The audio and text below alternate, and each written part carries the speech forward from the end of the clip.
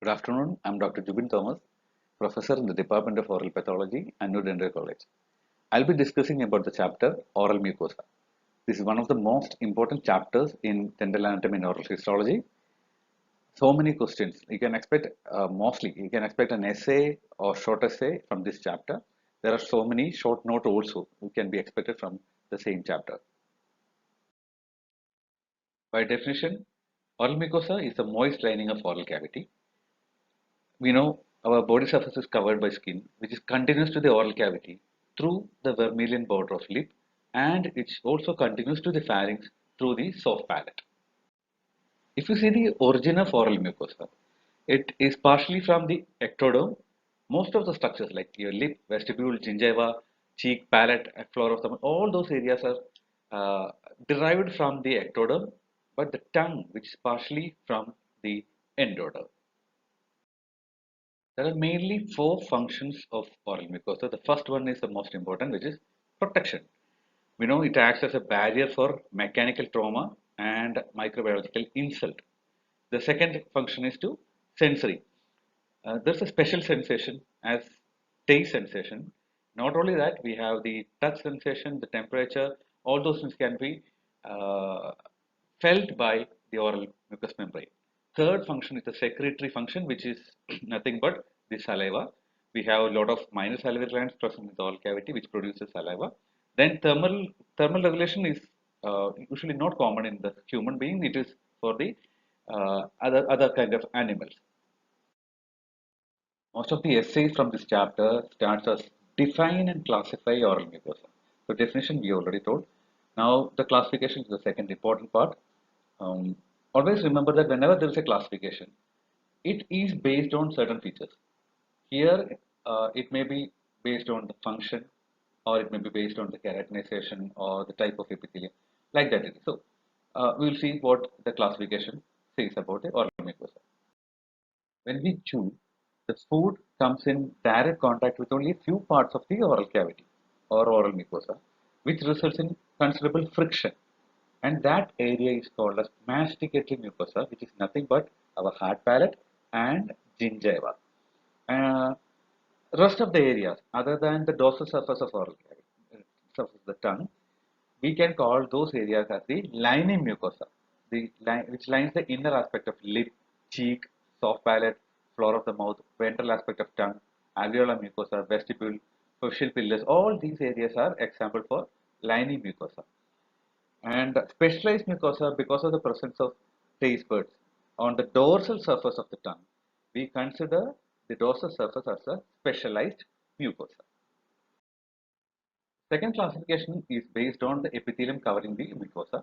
We can classify into keratinous mucosa and non-keratinous mucosa. Wherever there is friction, our hard palate and gingiva is an example for keratin mucosa. Other than that, we have vermilion border of lip and some part of the tongue can be considered as keratinous mucosa. Then non-keratinous mucosa, where all the other region of oral mucosa can be considered under non-keratinized mucosa. If you see the structure of oral mucosa, we can see it is made up of two components. One is the epithelium, which is stratified squamous variety, and the epithelium is supported by a connective tissue. Connective tissue is also known as lamina propria, which has two parts again. One is the papillary portion and the other one is reticular portion. Then below this, we have the submucosa. The epithelium and some portion of the connective tissue, together we call it as mucosa. Below that, we have submucosa, which may or may not be present, depends on the location. So, in this picture, the epithelium, which appears as bluish pink in color on the surface, and it is supported by a slightly pink colored connective tissue papillae. So, if you see, the epithelium has extensions into the connective tissue, and at the same time, the connective tissue also has extension into the epithelium. In this picture, you can clearly see the epithelial extensions into the connective tissue, which we call it as retiridges, retipex. And the extension of connective tissue into the epithelium are known as papillae or connective tissue papillae. And you are seeing a line over here which separates the epithelium and connective tissue, which is a structureless layer, which is also called as basement membrane. The connective tissue portion, which is also known as lamina propria, is arbitrarily divided into a papillary layer and a reticular layer. Below that, we have our submucosa. So, totally, you call it as lamina propria. So, this lamina propria contains a lot of fibers, which is nothing but collagen fibers or elastic, few of elastic fibers. The collagen fibers are being produced by the fibroblasts. You can see those cells. Other than fibroblasts, we have a lot of inflammatory cells, which include the mast cells, PMNLs, lymphocytes, all the inflammatory kind of cells. The deeper connective tissue is seen beneath the oral mucosa. It contains large blood vessels, nerves, minor salivary glands, fat cells, those kind of structures. So we call it as the submucosa. Okay, submucosa, I told you it may be present or it may be absent in certain areas, especially the mid-palatine raphe kind of area. There is no submucosa. The mucosa or oral mucosa is directly attached to the periosteum. So this kind of attachment is known as oral mucoperiosteum. Now we are moving on to the oral epithelium, which is the stratified squamous epithelium. So before we get into that, whenever a question is asked about the keratinized mucosa or non-keratinized mucosa, for the completion sake, you are supposed to write about the lamina propria or the connective tissue portion, what we studied just now. The covering epithelium is of stratified squamous variety. The cells are bound to each other and to form different layers. That is why it is called as stratified. Basically, the cells are squamous cells. There is a process called as desquamation by which the cells of the basal layer get mature and exfoliates into the oral cavity at the surface of this epithelium. Uh, this is by this is one method by which the integrity of the epithelium is maintained. The basal cells has a capacity to divide. They can divide into two daughter cells. One of the daughter cells, they remain as undifferentiated cell, which gets into the progenitor compartment and divides further.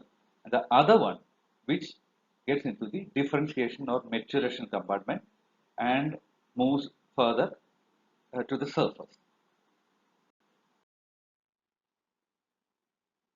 The basal cell, after division, the cell moves to the adjacent strata and ultimately it exfoliates from the surface layer. So the time taken for a progenitor cell to pass through the entire thickness of the epithelium from the basal cell from the time of division to exfoliation at the surface is called as turnover time. Turnover time is different for different cells and epithelium. If you see the gingiva, it's about 40 days, but look at the junctional epithelium, it's only 4 to 6 days. Histology of oral epithelium is the most important essay that commonly asked. If you see the histology, we already classified oral mucosa into keratinized epithelium and non-keratinized epithelium. So we call the cells of oral cavity, most of the cells, or almost 90% of the cells of the oral cavity, as keratinocytes. Basically, these cells have the capacity to produce keratin, or they have tonofilaments. In a way, they have tonofilaments. That is why we call these cells are keratinocytes. But 10% of the cell in the oral region does not contain this tonofilament. They cannot produce keratin. They are known as non-keratinocytes. There is a chance that we can get confused between the keratinized epithelium and keratinocyte. Keratinocyte is a cell and keratinized epithelium when you have multiple layers of keratinocyte and few non-keratinocyte. You call it as keratinized epithelium or non-keratinized epithelium which doesn't get keratinized at the surface. There are certain cells I told you which cannot produce keratin and they are called as non-keratinocytes. So whatever, let it be keratinized or non-keratinized, they both have certain common features. Uh, the presence of tonofilament is one of the feature and other one is desmosomal junction between these cells. We will learn about keratinized epithelium. Keratinous epithelium will be learning under two headings. First is light microscopy, where we will be studying about the arrangement of the cells, and the second one is the electron microscopy, ultrastructure, where we will be studying about the cell organelles at different layers of epithelium. So, in keratinous epithelium, there are four basic layers that can be seen in the light microscopy. As you can see in this picture, the lowermost layer, which is called as stratum basale. Stratum basale. Then the second layer is stratum spinosum. Then we have stratum granulosum and stratum superficiale. Like that, we have four layers of cells can be seen in keratinous epithelium. Starting with stratum basale or basal cell layer. As you can see in this picture, the first layer of the oral mucosa, which is very next to the basement membrane or the epithelium, is separated from the connective tissue by a basement membrane. Very next to that, we get to see the stratum basale of epithelium, which is slightly columnar in nature. And you can see the nucleus are arranged parallel to the cells. This basal and suprabasal, just above the basal cells. These two layers together are known as stratum germinativum because they have the capacity to undergo mitotic division. So basically, they are the cell layer that gives the cells to the maturation compartment. If you look at this picture, the basal cells, they are hyperchromatic in nature. They are taken more of hematoxylin, so they appear more bluish in color, and they have a centrally placed nucleus. So this is the diagram of a basal cell, a single basal cell where you can see the centrally placed nucleus, which is hyperchromatic and relatively larger in size, occupying almost 1/3 of the cytoplasm. And look at this, the nucleus is perpendicular to the basement membrane. Here is the basement membrane, so the nucleus will be perpendicular to the basement membrane.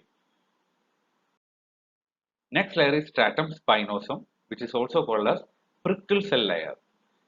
So it is seen just above the basal cell layer, and it is composed of several rows of polyhedral cells, which has multiple sides. As the cell passes to the prickle cell, there is considerable decrease in basophilia, which means the basal cells were much more bluish in color. As it goes up, the color of the cytoplasm is much more basophilic. Do you know why they are called as prickle cell layer? The reason is because of the tissue processing.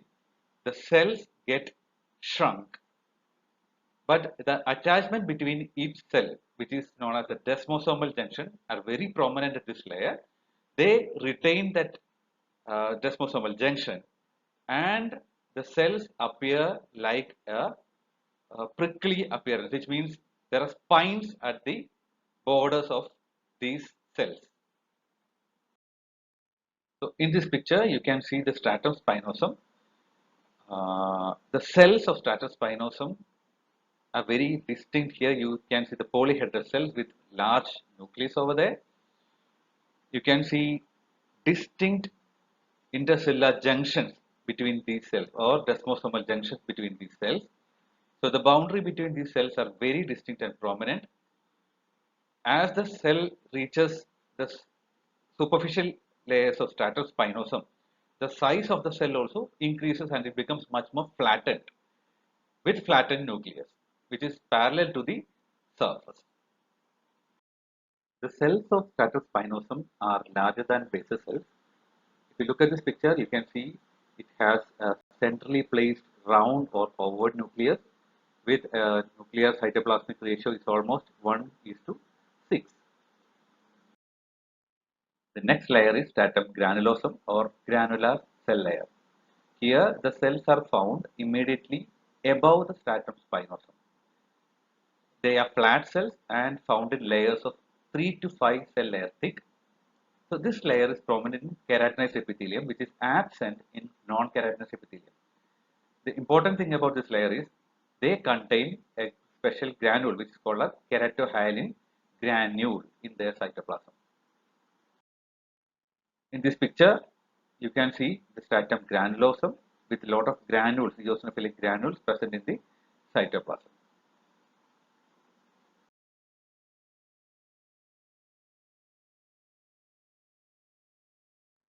So the most superficial layer, or the last layer in keratinous epithelium is stratum corneum or cornified layer. They are very flat cells without any nucleus, which contains full of keratin filament or keratin uh, flakes, which is surrounded by matrix. There is an abrupt change between the stratum corneum and stratum granulosum. The first picture shows the histology of skin, where you can see a very prominent stratum corneum, which is not very prominent in oral mucosa. Shows the second picture. As the cell reaches the cornified layer, it loses the nucleus completely. If the nucleus is lost in all the cells, it is known as, that kind of keratinization is known as orthokeratinization. And if some cells retain their nucleus, a pycnotic nucleus, which is very faint, it is known as parakeratinization. So with that, we complete the light microscopic feature of keratinized mucosa. Now we will see what is going to happen inside the cell, or what happens to the cell organelles of each layer of keratinous epithelium, that is by electron microscope, or the technique what we call it is ultra structural studies. So basal cells, ultra structure of basal cell. This is the least differentiated cell. The basal cells are least differentiated cells. Nucleus, which occupies almost 1/3 of the cell, with evenly distributed chromatin and 2 to 3 nucleoli can be present inside the nucleus. You can see large number of cell organelles like rough endoplasmic reticulum, mitochondria, Golgi, lysosome, those kind of things that is necessary for the protein synthesis. So basically, the basal cells are active cells. The basal layer shows two populations of cells. One is the serrated cells, where you find a lot of protoplasmic process at the basal region, and it is heavily packed with ton of elements, which is adapted for attachment to the basement membrane. The second stem cells are known as stem cells, which undergoes division and provides cell for maturing compartment. As we reach the prickle cell or stratum spinosum, the cells and nucleus size increases. It becomes much more flattened. You can see 2 to 3 nucleoli and evenly distributed chromatin inside the nucleus. These cells cytoplasm shows rich cell organelles which are necessary for the protein synthesis. Not just that, you will be able to see a lot of ton of filaments. You can see here a lot of ton of filaments. They are being arranged to form bundles. These kind of bundles are absent in case of non-keratinized mucosa. The cells of stratum spinosum are attached to each other by desmosome. We already told that. The important thing about desmosomes here are they are more in number. Not just that, the size of desmosomes are much more wider in case of prickle cells than the basal cell layer. And as it moves up, the size reduces. As we reach the superficial layers of stratum spinosum, a new cell organelle appears, which is called as Ordland body. Okay, structurally, you can see Ordland body in non-keratinized epithelium also, but they are structurally different. They appear here in keratinous epithelium. The Ordland body appear as ovoid membrane-bound organelles of 0.25 micron, and they contain a series of parallel internal lamellae that consists of alternating electron dense and electron lucent band. So this is how the Ordland body of keratinized epithelium looks like. The Ordland body is also known as membrane coating granule, that's one name, or cytoplasmic lamellate body, keratinosome, cementosome, or microgranule. The most apt name here is a membrane coating granule, which points to the function of Ordland body. We'll tell you what it is in next slide. Now the ultrastructure of cells of granular layer. These cells are much more flatter cells. The size increases. The long axis of the cell is parallel to the surface of the epithelium. Nucleus also shows pyknotic changes. They are also flat in appearance. The protein synthetic organelles are much more less compared to the stratum spinosum. Uh, as you know, it doesn't produce much of proteins as it reaches the stratum granulosum.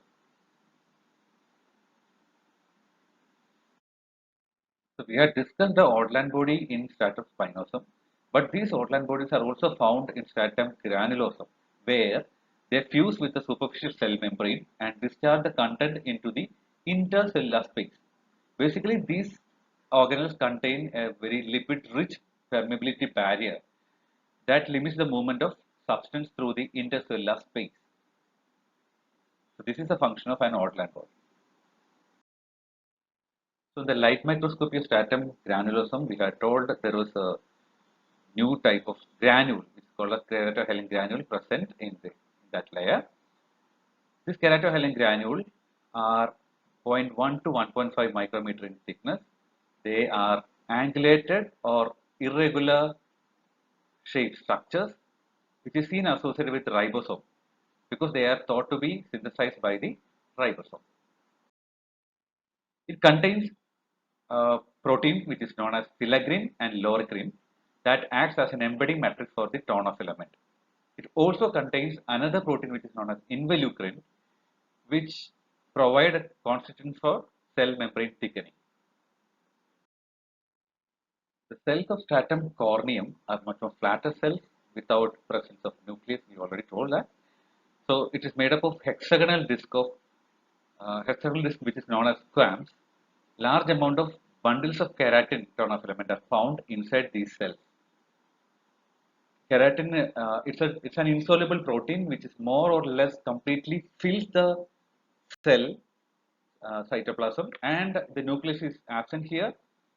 Cellular organelles are almost completely lost because there is no more protein production. After the cell passes through the last layer, the stratum corneum, they undergo a process called as desquamation. Basically, desquamation is a physiological process of shedding of the superficial layers of the epithelium. It is possible by two mechanisms. One is the release of hydrolytic enzymes from the membrane coating granule, which results in the destruction of desmosome, which leads to desquamation, or it may be from the physiological, or it may be from the lifespan of intercellular junctions, which is very much specific. After that, it undergoes a breakdown, which results in desquamation. Next is the non-keratinous epithelium.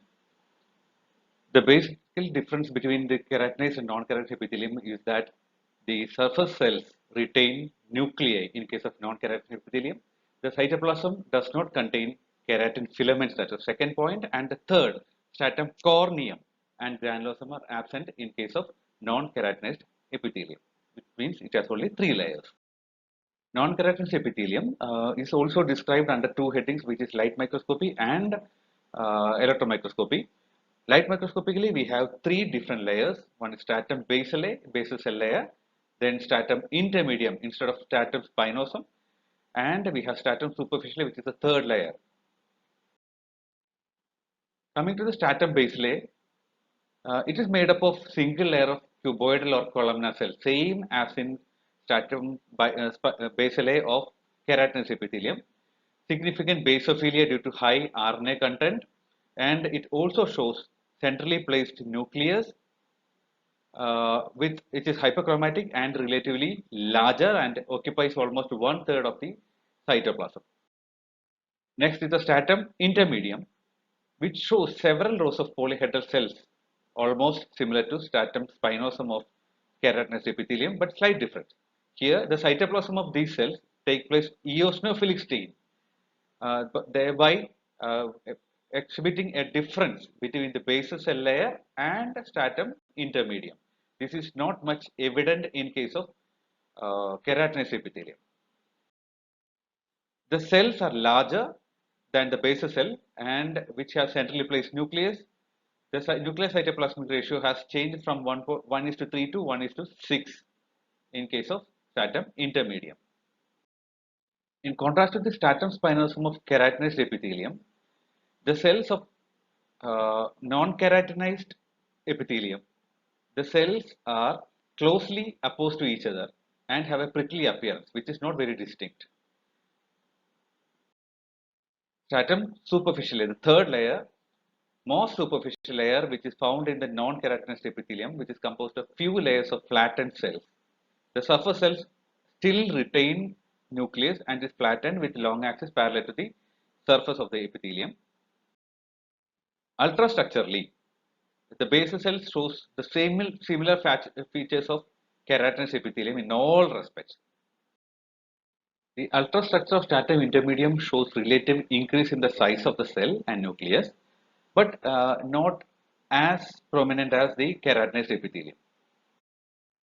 Here also you can see the large nucleus with evenly distributed chromatin with 2 to 3 nucleoli.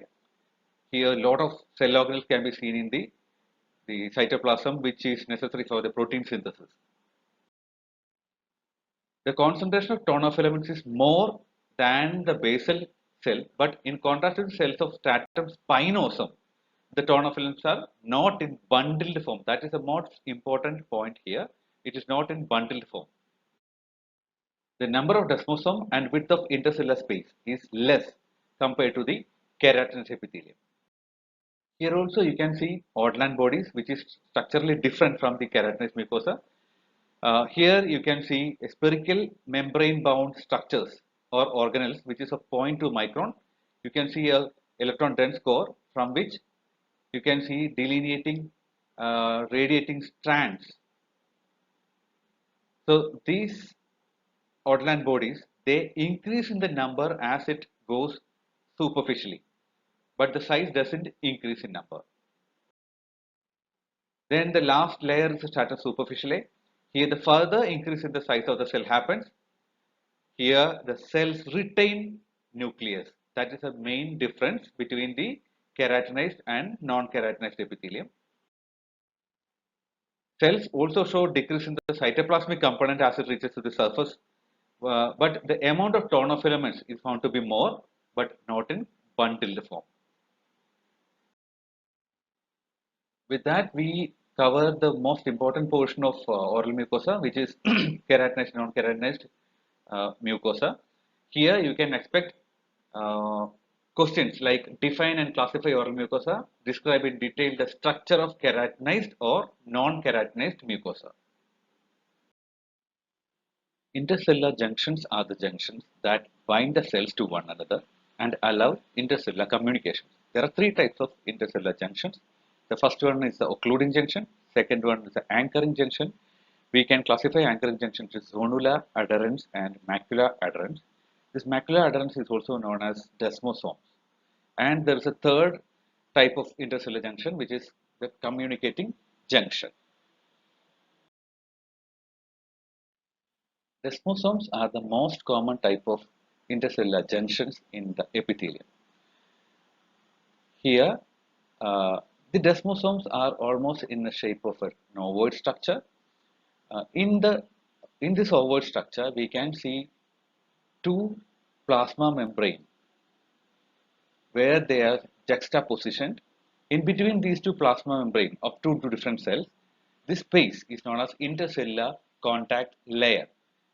Onto the cytoplasmic side of plasma membrane, we have an attachment plaque, which is a thickened area. In this attachment plaque, we have different proteins called as placoglobin, placophilin, and desmoplakin. So these proteins are attached to the tonofilament which loop around from the cytoplasm, and these attachment plaques, these proteins are not directly attached to the plasma membrane. They are attached to the plasma membrane by a different group of transmembrane protein which belongs to cadherin family. They are known as desmoglin or desmocolin. These transmembrane protein extend in between the intercellular contact layer and get attached to that. and this is how the structure of a desmosome looks like. Now, hemidesmosomes, these are specific type of desmosomal junctions between the basal plasma membrane and the basement membrane. Here, only half of the desmosome is seen because of the attachment plaque is seen only in the basal plasma membrane, not in the basement membrane. So that is hemidesmosome. Basement membrane, it's an homogeneous structureless layer which separates the epithelium from the connective tissue. It has almost 1 to 2 microns in thickness. Uh, you need a special stain to demonstrate the basement membrane, which means in the routine HND stain it is not visible. We need a special stain called PAS, periodic acid shift, to demonstrate this basement membrane. So basement membrane is a term which is given based on the light microscopic structure. Uh, this basement membrane acts as a barrier between the epithelium and the connective tissue, so which prevents or restricts the movement of certain macromolecules. Electron microscopically, the same basement membrane shows two distinct layers. One is the lamina lucida and the other one is lamina densa, because of which the basement membrane under the electron microscopy is known as basal lamina. So basically, basement membrane and basal lamina are the same structures in two different views. Lamina lucida, which is seen adjacent to the basal plasma membrane, is shows electron lucent layer, because of which it is known as lamina lucida. It shows the presence of Bull's pemphigoid antigen and laminin. Just below the lamina lucida, we have our lamina densa, which is electron dense and shows the presence of type 4 collagen, which is arranged in a chicken wire pattern. Below that, we have the anchoring fibrils, which are nothing but collagen fibers. Functions of basement membrane include structural attachment, which means attachment between the epithelium and the connective tissue, then compartmentalization. It separates the epithelium from the connective tissue again. Then filtration, it restricts the movement of many micromolecules from connective tissue to the epithelium and vice versa. Then it acts as a scaffolding during regeneration of the epithelium. Polarity induction, which means different layers, stratum-based layer, spinosome, granulosome, and superficial. These compartmentalization, these stratification is based on the polarity induction of basement membrane. Non-keratinocytes, which can be as a short assay or short knot. We know in the oral epithelium, we have two types of epithelium, both keratinized and non-keratinized epithelium. In both the epithelium, almost 90% of the cells have the capacity to produce keratin, which means they have tonofilaments present in that. But in 10% of the cells, they don't have this kind of keratin production machinery. So these cells are known as non-keratinocyte.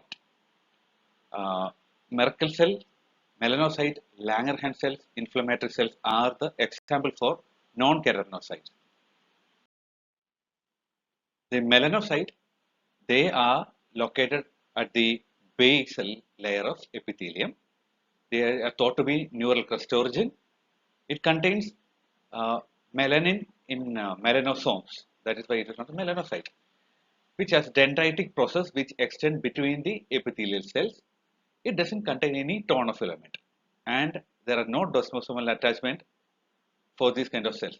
So because of which, after we do the tissue processing, these cells appear clear. Because of that, these cells are known as low level clear cell. Low level clear cell. You need special Doppler reaction to demonstrate these kind of cells.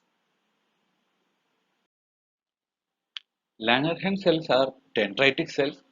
They have a cell body harboring the nucleus and long process extend between the prickle cell layer. They don't have tonofilaments or desmosomal attachments. They are basically immunocompetent cells originating from the bone marrow.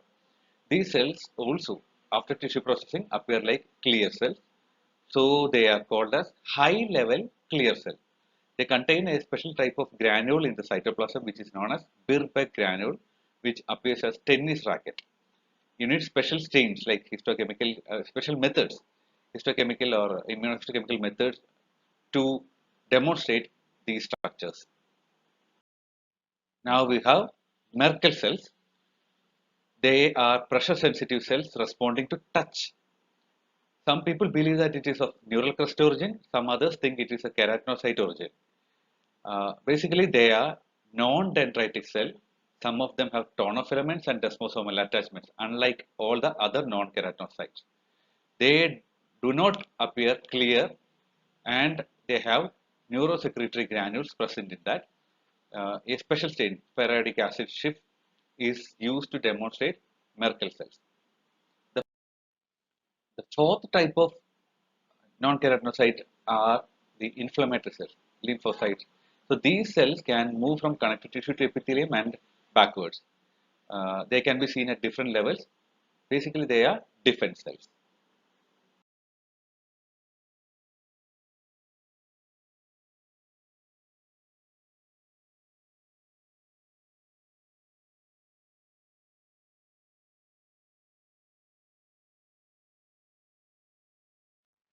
Most important question that you can expect from this chapter is about gingiva. The question may be about write in detail about the histology and macroscopic features of gingiva. Gingiva is basically the part of oral mucosa that covers the alveolar process and surrounds the neck of the tooth. It has three parts. Macroscopically or anatomically, it has three parts. One is the marginal gingiva, then we have the attached gingiva and interdental papilla. Marginal gingiva is an unattached portion of the gingiva that forms the border which surrounds the tooth like a collar. You can see the gingival sulcus, which is a part of marginal gingiva. So the marginal gingiva shows a free gingival groove which lies almost at the level of base of gingival sulcus. So the marginal gingiva follows a scalloped line on the facial and lingual surface of tooth, as you can see here. Next portion is the gingival sulcus.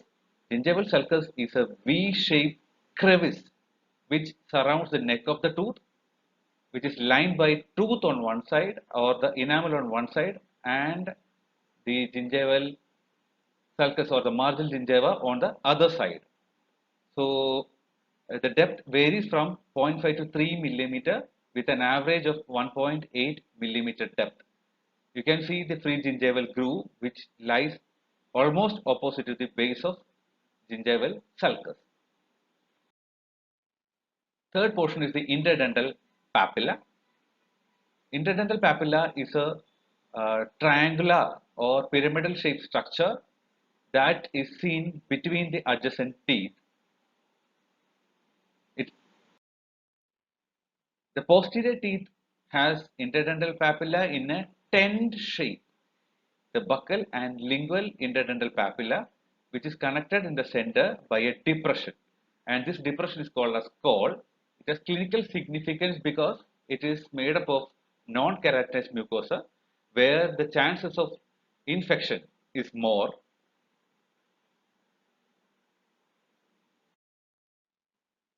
Third portion is attached gingiva, which is a resilient immobile portion of gingiva which is tightly bound to the alveolar bone. It extends from the free gingival groove to the mucogingival junction. It shows irregular uh, surface because of the presence of orange peel appearance, also known as stippling. It is basically adaptation to the mechanical stress. The loss of stippling means there is some kind of gingival inflammation. Moving on to the histology, we have three parts again: the oral part, then the gingival sulcus, then the junctional epithelium. Like that, three parts of histologically three parts of gingiva. The oral region which faces the oral cavity which is made up of keratinized or parakeratinized stratified squamous epithelium. It shows the free gingival groove, which is V-shaped, and the interface between the epithelium and the connective tissue or the reti ridges are very long. Not just that, it is it it interdigitates with the long papillary protections of connective tissue. Stippling can also be appreciated histologically by the presence of alternate round protuberance and depressions on the surface. The depressions corresponds to the heavy epithelial reti ridges. The third portion is the sulcular epithelium, which is non-keratinized stratified squamous epithelium. The junction between the sulcular epithelium and the connective tissue is almost flat. You don't get to see much of the reti ridges over here. Third portion is junctional epithelium. This is very important and significant because this is one kind of junction between the hard tissue and the soft tissue. Hard tissue is the root surface of the tooth or the cementous surface of the tooth, and the junctional epithelium is the soft tissue part. Here, it is made up of stratified squamous non-keratinized epithelium with 3 to 4 cells at the apex of the triangle and 15 to 30 cells on the base of the triangle. The desmosomal junctions are very less compared to the other parts of gingiva, and it permits the movement of PMNL. Basal lamina can be seen on both the sides because one side we have the cementum, which is a connective tissue, and the other side is a connective tissue of the gingiva itself. The connective tissue of gingiva has papillary and reticular part as in the oral mucosa, other parts of oral mucosa. It also shows gingival group of fibers, then transseptal fibers. Transseptal fibers are nothing but the fibers which originating from the roots of one tooth, which passes over the interdental septum, reaches the cementum of the adjacent tooth. Gingival group of fibers or gingival fibers are dendrogingival fibers. You can see in red color start from the tooth surface and extend to the gingiva. Then we have alveolo-gingival fibers which start from the alveolar bone and extends into the gingiva. Then we have dendo-periostal fibers which arise from the tooth and extend to the surface of the alveolar bone where the periostem is found. Then we have the fourth group, which is the circular group, which encircles the tooth. The microscopic and macroscopic features of tongue can be asked as an essay or short essay.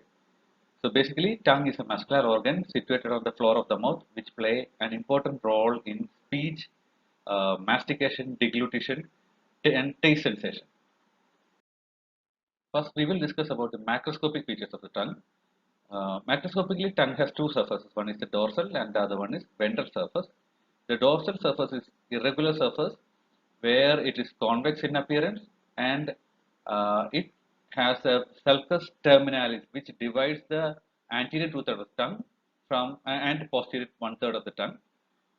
Anterior two-third is called as papillary part, and the posterior two-third is one-third is called as lymphoid part. The papillary part contains tongue papillae like filiform, pungiform, circumvallate, and foliate papillae. The posterior one-third, I told it is lymphoid part. It contains numerous irregular projections. They are nothing but lymphoid organs.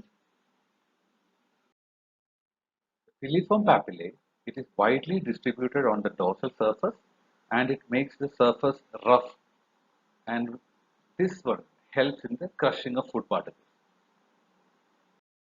Next is pungiform papillae. It is mainly seen in the tip and lateral margin, which appears as a red elevated projection in between the filiform papillae.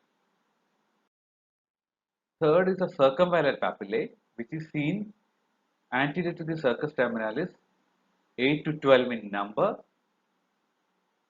and mostly they do not project above the surface, or they are almost submerged onto the tongue surface, which is surrounded by a V-shaped sulcus.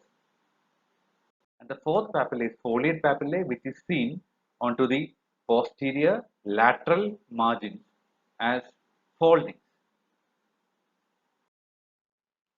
About the ventral surface, which is very smooth mucous membrane, here the papillae are absent and the ventral surface is attached to the floor of the mouth by lingual frenum.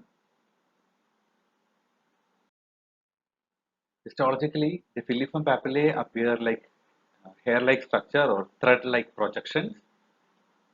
It is made up of stratified squamous epithelium with thick keratin on the surface, keratinized, but in between the cone-shaped structure, this portion is non-keratinized, which helps in the movement of the tongue. Each cone-shaped structure is supported by a central core of connective tissue. The most important thing here is it doesn't contain any taste buds. Fungiform papillae, it looks like a fungus. The term derived from the fungus. It is a mushroom-shaped structure. It is made up of non-keratinized stratified squamous epithelium, and it bears taste buds at the surface.